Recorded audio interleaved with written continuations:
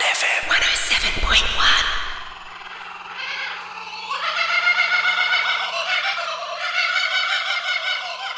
So I know that you've fairly recently got a dog and you've been grumbling that you can't get out and about in the bush. Can't get in the national parks. That's the sad thing.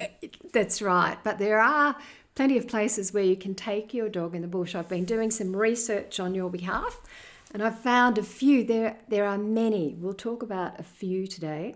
So one of my favourites is the Picton Fire Trail, or some people call it the Bargo Weir Fire Trail, which is up off Remembrance Drive in Tarmore.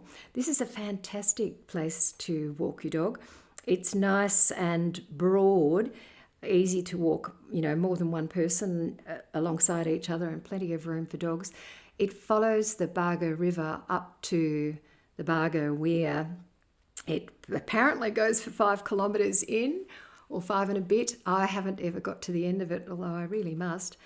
It's a lovely walk, and along that walk I've seen rock warblers, and I've heard some superb lyrebirds, which we must talk about too, because again, as a result of the winter solstice, the superb lyrebirds are entering their mating season. Well, they seem to love winter, actually. I'm amazed by what miserable weather they like to mate in, but there we are. That's true, they do. They like dark, damp, gullies, wet areas, that's right. We'll come back to them perhaps a little bit later. So another place to walk your dog close to the centre of the Highlands is Gibbergunya Reserve, which is up off Howard's Lane out of Mittagong Welby. A perfect place for getting lost.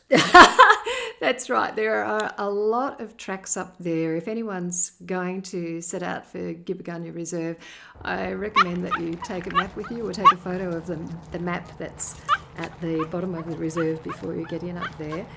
It's a walk that's not so much for the faint-hearted. It's a little bit steep, isn't it? It's steep and rocky, particularly from that side. You can also access it from the Bowral side. I've just forgotten the name of the road you can get into it on that side. Goes up the side of a golf course, I remember. That's right. Yeah, that's steep too. Yeah. But only the first part, unfortunately. Yes, so once you get up the top, it's lovely. And again, there's plenty of nature happening up there.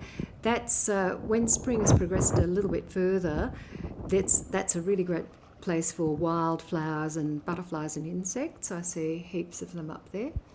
So I recommend that. And then in the more southern aspects of the Highlands, I didn't know this before, that you can walk your dogs in state forests. I don't know where you've been living.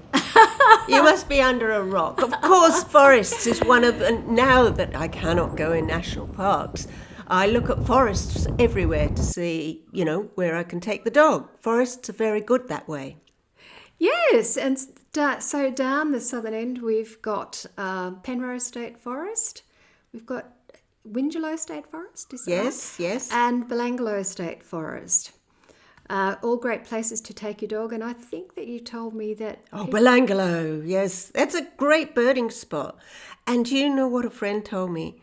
She goes walking with a walking group, and they came across emu eggs. Oh, my goodness. Can you believe that? In Belanglo Forest. Oh, wow. No male was there, no adult, because the males, of course, are the ones that sit on the eggs and raise the young, which is quite unusual amongst birds.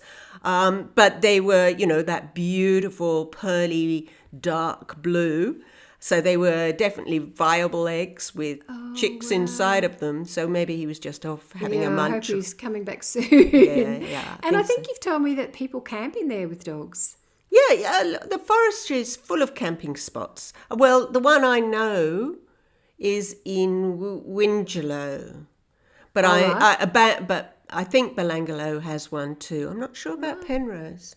Oh, right. Sure. So more research to be done. Yeah. But there are places out there where you can walk your dog in the bush, which is fantastic. It's a nice change from just taking them around the local paths and things.